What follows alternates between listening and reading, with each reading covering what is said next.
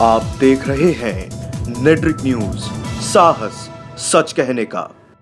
नमस्कार, आप देख रहे हैं नेट्रिक न्यूज और आपके साथ मैं हूं दीप्ति द्विवेदी। देश में लोकसभा चुनाव होने वाला है। ऐसे में सभी पार्टियों के सोचने और बड़े बड़े वादे करने का दौर शुरू हो गया है। कोई गठबंधन कर नैया पार करने की कोशिश कर रहा है, तो कोई किसान और गरीब जनता का शुभचिंतक बनकर उनके करीब आ रहा है। वहीं राष्ट्रवादी जनलोक पार्टी भी पश्चिम उत्तर प्रदेश से निकलकर हरियाणा के चुनावी संग्राम में कूदने की ठान ली है और पार्टी अध्यक्ष शेर सिंह राणा ने इसका ऐलान भी कर दिया है। दरअसल गुरुवार को चंडीगढ़ प्रेस क्लब में उन्होंने मीडिया से बातचीत की, जहां उन्होंने बताया कि उनका मकसद सवर्ण जातियों को एकजुट करके साथ जोड़ना है, जिसके लिए वो हरियाणा में 3 महीने की पदयात्रा भी करेंगे। साथ ही उन्होंने कहा कि सत्ता पर काबिज भाजपा सरकार ने SC/ST एक्ट में बदलाव करके समाज में जहर घोलने और सवर्णों को कमजोर करने का काम किया है और इस काले कानून के खिलाफ हम बीते 6 सितंबर को पश्चिमी उत्तर प्रदेश में समान अधिकार यात्रा निकाल चुके हैं। आपको सुनवाते हैं इस दौरान मीडिया से बातचीत के कुछ अंश। क्या हमारी पार्टी हरियाणा के लिए करेगी और किसके साथ किसका सहयोग करेगी लोकसभा चुनाव में और विधानसभा चुनाव में, क्या सीटों का अरेंजमेंट होगा और कितनी सीटों पर हमारी पार्टी चुनाव लड़ेगी उनके साथ मिलकर। ये हमारी पार्टी की अभी तक की भूमिका है। ये लोकसभा चुनाव के बाद 3 महीने की पद यात्रा हरियाणा में निकाली जाएगी राष्ट्रवादी जनलोक पार्टी के द्वारा और ये प्रयास किया जाएगा, जैसे उत्तर प्रदेश में 3 महीने की यात्रा निकाली गई थी, यहाँ पर भी उसी तरह की एक यात्रा निकाली जाएगी और ये प्रयास किया जाएगा कि लोगों को अवगत कराया जाए कि जब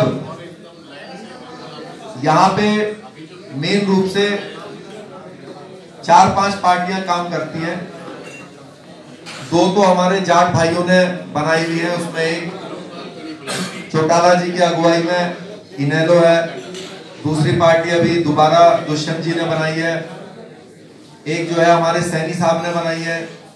अगर आप जो प्रदेश लेवल की पार्टियां हैं और कांग्रेस और बसपा और आप और भाजपा, इनका अलग तरह से काम करना है, लेकिन जो प्रदेश लेवल पर अभी ताजी पार्टियां हैं, ये किस तरीके से कुछ हमारे विशेष भाइयों को लेकर ही चलती हैं, ये सबको आपको मालूम ही है।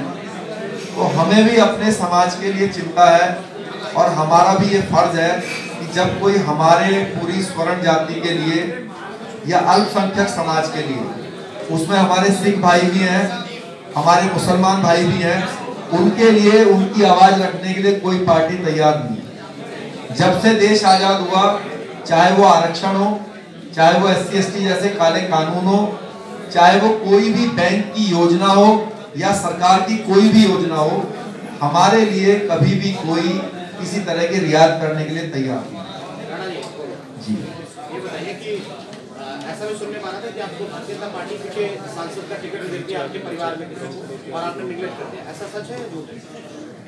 देखिए, ऐसा यहाँ पे ओपनली उस बारे में डिस्कस करना मुझे लगता है ठीक नहीं है, लेकिन जी ऐसी ऑफर आती रहती है और ऐसी ऑफर आई थी कि भाई वेस्टर्न यूपी से आप एक सीट ले सकते हैं अपने परिवार के लिए। लेकिन मैं आपको बता दूं, ये जो राष्ट्रवादी जनलोक पार्टी है, ये कभी भी ऐसी पार्टी से समझौता नहीं करेगी जिसने SC/ST जैसे काले कानून को हमारे ऊपर थोपा हो, जिसने कभी अल्पसंख्यक के लिए कोई आवाज ना उठाई हो, जिसने हमेशा जनरल कैटेगरी को हमेशा दुत्कारा हो।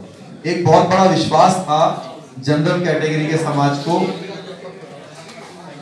बीजेपी के ऊपर, लेकिन विश्वासघात हुआ हमारे साथ, ऐसा मेरा मानना है और इस विश्वासघात का ही परिणाम है राष्ट्रवादी जनलोक पार्टी का गठन। अभी के लिए इतना ही, लेकिन देश दुनिया की तमाम खबरों को जानने के लिए आप बने रहिए नेट्रिक न्यूज के साथ। नमस्कार। हमारे साथ जुड़े रहने के लिए हमारे YouTube चैनल को सब्सक्राइब करें, साथ ही बेल आइकन को दबाएं। नेट्रिक न्यूज की खबरें सबसे पहले देखने के लिए।